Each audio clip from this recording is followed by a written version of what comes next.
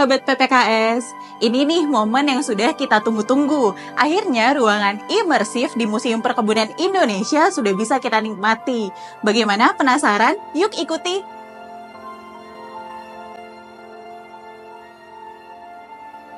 Museum Perkebunan Indonesia ini kan sebagai sarana ya, untuk memperkenalkan sejarah perkebunan yang ada di Indonesia, baik itu kelapa sawit, karet, ya, tebu, dan lain-lain, kepada generasi sekarang ini, untuk bagaimana generasi ini bisa mengenal sejarahnya untuk membangun masa depan bangsanya yang lebih baik.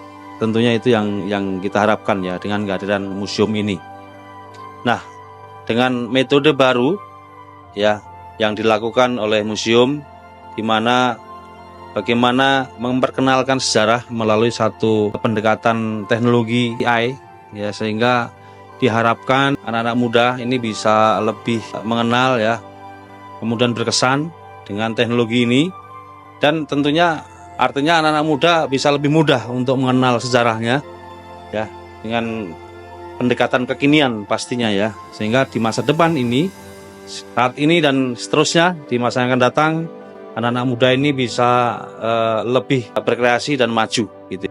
Yang menginspirasi kami, Museum Perkebunan Indonesia, untuk membuat ruang imersif ini, yang pertama adalah sekarang adalah tren anak-anak muda untuk bisa berkunjung ke museum. Kembangan teknologi informatika sudah maju pesat, dan imersif ini adalah merupakan satu teknologi multimedia baru dan merupakan sarana edukasi yang paling efektif yang bisa penyampaian pesan kepada anak-anak muda.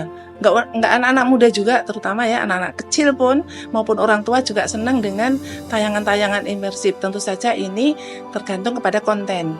Tetapi karena ini adalah sebuah museum, maka imersif yang dibuat itu adalah berkaitan dengan cerita, berkaitan dengan sejarah, ya, bisa berubah-ubah konten itu. Dan untuk yang pertama kali di Museum Perkebunan Indonesia ini mengambil kontennya tentang kelapa sawit. Juga salah satunya selain untuk mengenalkan sawit baik, tetapi juga untuk mengcounter isu-isu negatif tentang sawit. Karena di Eropa itu di black campaign tentang sawit. Bahkan itu menjadi mata pelajaran sekolah bagaimana sawit itu tidak baik gitu.